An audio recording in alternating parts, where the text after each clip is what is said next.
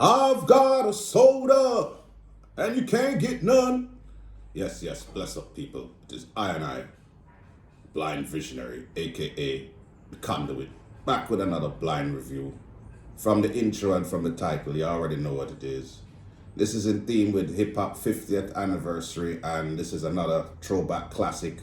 I wouldn't say review, I would call this acknowledgement of greatness. Because there's not really to review about this album. I mean, reviews usually involve you saying what's good, what's bad, and what's in between. In the case of Redman's third release, Muddy Waters, that came out in 1996, there is absolutely nothing bad about this album. Absolutely nothing negative, not a single flaw. And nowadays the word classic gets thrown around a lot, but this is the very, very definition of what a classic is. And breaking the whole, not only sophomore slump, but third album slump. 90% of the artists out there can't even put together a good solid classic, let alone three. And, three strikes are out is not the case. It's like three home runs. What the album, then There's a Dark Side, then this. Speaking of There's a Dark Side, that was the review that I was kind of wrestling with doing between this and that. And it's like I kept going back and forth because There's a Dark Side is my favorite Redman album out in catalog.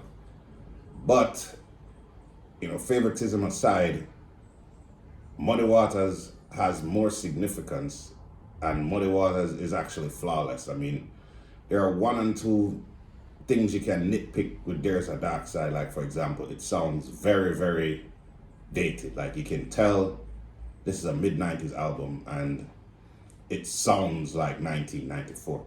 Whereas There's a Dark Side, yes, it's a product of the golden era, but it's also a timeless piece of work that doesn't really sound the way it sounds to the untrained ear if they were to hear it today and never heard it before. But I'm not taking anything away from There's a Dark Side. Like, Muddy Waters edges out by like this little, and you can't discredit like Muddy Waters is what it is as far as the production, but There's a Dark Side's production makes you sound like you're in the middle of the damn planet at the center of the earth roasting somewhere, and you're just like dirty and just grimy. And did I mention the bass lines?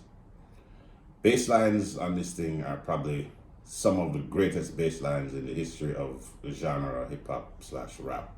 Like, insane. Like Green Island, what it looked like, so on and so on. Like, Can't Wait. Oh, speaking of Can't Wait, I just realized something after almost 25, 30 years. The sample in Can't Wait is the same sample Jermaine Dupri used for the Braxton song on the High School High soundtrack. Go listen to it and tell me, like, it was right there in front of us the entire time, and like nobody ever pointed it out. So I had to kind of point it out. Anyway, back to the lecture at hand.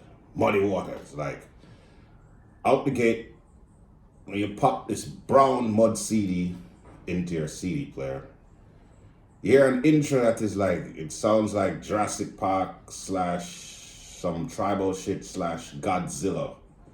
And it's the resurrection of a beast, like a beast rising up from the underground. Like, There's a Dark Side in the album cover, his head was above the ground. Now, Muddy Waters he's fully above the ground, but he's still dirty and grimy. Dope album cover. Like, those two album covers, at least all three, the first three album covers are all dope, dope, dope. So then, with an explosion, goes right into first song, Is He For Real? And I'm pointing this out because Roots' Illadel Half-Life came out, I think, 2 months before this album. And their opening song is Section. And Section and Is He For Real has the same sample. Normally I would be against this, but I don't think anybody bit anybody because I guess they came out too close to each other for that to actually be a thing. So I believe it's just a coincidence. And I'll allow it because both, I mean, it's the same sample, but it's done slightly different, and the people rhyming over it give it a different vibe.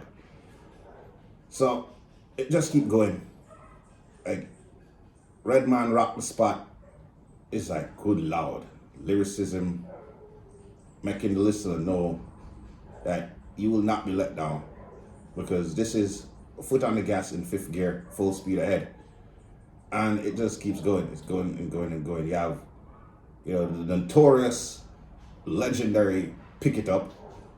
You have Whatever Man. You have song with K Solo. You have Do What You Feel, which is the second official Redman Method Man collabo. You have On Fire Tonight. And let me just touch on the skits on it. One of the main reasons I chose this album over There's a Dark Side is the skits.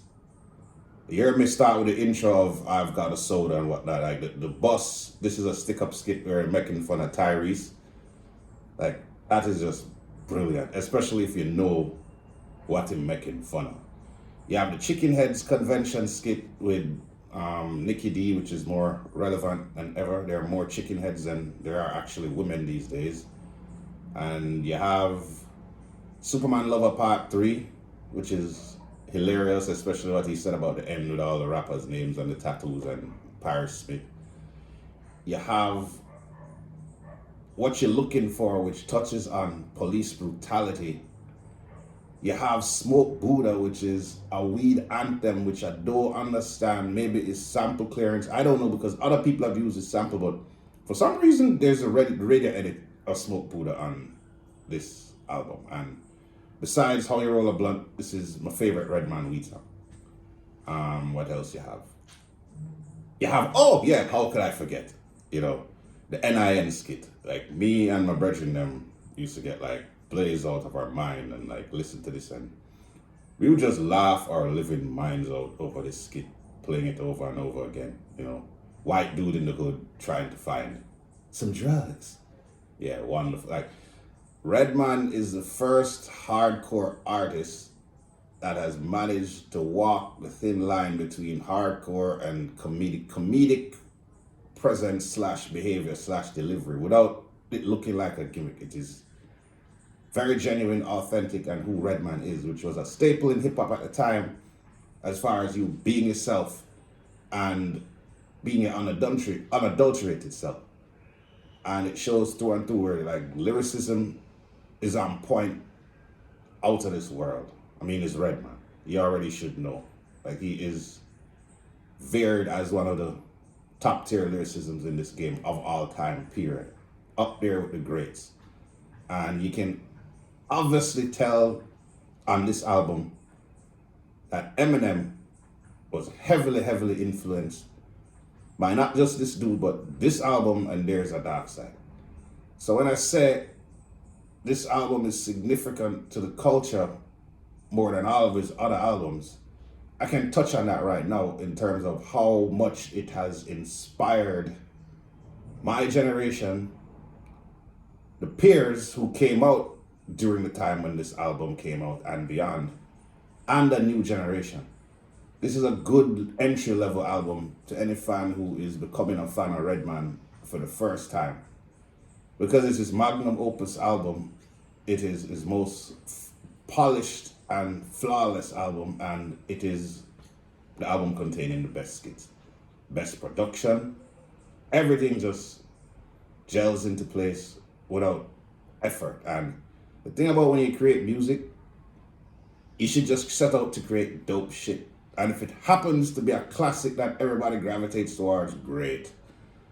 But if you set out, I'm going to make a hit, I'm going to make a classic, like, it never, ever ends well. And that kind of tainted the industry when the turn of the century came. Before, hip-hop was still a pretty new genre as far as being mainstream, so people kind of got free roam. But then when they found a money-making formula, they forced all artists to kind of follow that blueprint. And unfortunately, because Redman was on Def Jam, he fell victim to this same type of situation, and his later albums kind of suffered for that. And this brings me to a point about the fact that he has said for over 10 years he's doing a sequel to this album.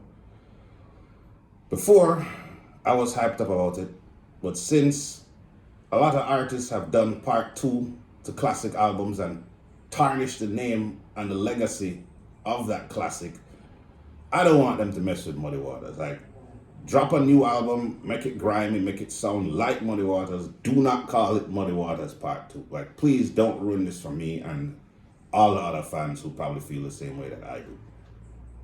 But, like, what the hell am I supposed to say negative about this album? Absolutely nothing. If you're a rapper, if you're a fan, this is your dream album. This is the album you want to make because it's a perfect reflection of yourself, ridiculous production, it keeps you entertained, it keeps you laughing, it keeps you like going, wow, he just said that. But I have to point out one more thing that I kind of have known about, but I've never spoken about because it just never made no sense and I've never heard anybody speak about it. Back then, I don't think Redman was getting laid. Why? Because not once, but twice, this man, as brilliant as he is, decided that he was going to say that his penis is in a girl's clit. How is this possible, Redman? Like, you need to go back to anatomy class and figure out what's going on. Like, the clit is important, but your member does not go there, sir. Yeah, I just had to point that out. If there's any nitpicking and any flaws to go on, like, that would probably be it. I don't know what else negatively to say about this album because, again, I can't stress enough, ain't no more albums that dropped like this that were flawless. But as far as this album's overall significance in hip-hop culture itself, it's undeniable because of the year that it came out in with so many other ridiculous classics like ATLians, Iron Man, Nocturnal, Reasonable Doubt, like so on and so on and so on. Like 92, 93, 94, 95, 96, 97, 98. Just like if you're in the ring with Mike Tyson in his prime and you're getting headshot after headshot after headshot. And this was a part of that rollout. So this belongs with the plethora of other albums that mirror this flawless classicness. And I think it also is significant because with hindsight and where we're at in 2023, yes, there is somewhat of a new renaissance that is being like dawned right now, but I don't think it's as significant as the one we had in the 90s. Like that is when hip hop was in the heavens and at its peak. And if there was a time capsule and you could put like probably 20 albums in it, this would be in it with some of the obvious other mentions. But Redman does not get as much credit as he deserves in the grand scheme of things because when you bring up top fives or top tens, you always hear the same names. People fail to realize that all those same names that you probably mentioned were inspired by this dude. Like I mentioned Eminem, but like Steel sharpens steel. You think Method Man would be as insane as he is today if Redman wasn't his partner in rhyme? Think about it. Think about the memories you have with this album. If you have, if it's been in your life as long as it's been in my life. Think about the memories you have with it. If you smoke weed, think about the significance and the relations and the inspiration that came from this album through that. If you're a damn comedian, think about that. If you're a hip-hop head who just love rhyme schemes, think about that. If you are someone who just likes art that goes against the grain, that is abnormal, and you kind of have an open mind, and maybe hip-hop is not your genre, I actually think you like this album. Because it's not just boast, braggadocious. Yeah, I mean, that's there, but again, it's animated. I think Redman is like one of the first cartoon rappers, and by that I mean it's an audio presentation, but you can see animated visuals when he's saying what he's saying. And it's called the entertainment industry last time I checked. And this is grade A entertainment. If you're going to be doing a look at time travel or a little studying, to kind of commemorate this 50th anniversary, I would put this album on your list, in the top, I'd say 10 albums on your list, and I would study, pay attention, and observe and appreciate the greatness that is Muddy Waters, Redman's third album, his magnum opus. It gets no better than this. Most rappers wish they could even do a third of an album on this level. It is great. It is wonderful. I highly recommend you check it out. If you haven't listened to it in a while, I highly recommend you revisit it. Again, it's hip hop's 50th anniversary. This has a huge significance, so pay attention, act accordingly. Don't sleep, because if you sleep, you don't know what come after that. Anyway, bless up. Thanks for checking out this review. Subscribe to the Culture Corner if you haven't already. Tell a friend to tell a friend. We need to get these numbers up. We're dropping some serious quality content for the culture. Pay attention, people. You don't know. Big up all my corner crew. Big respect. I have spoken.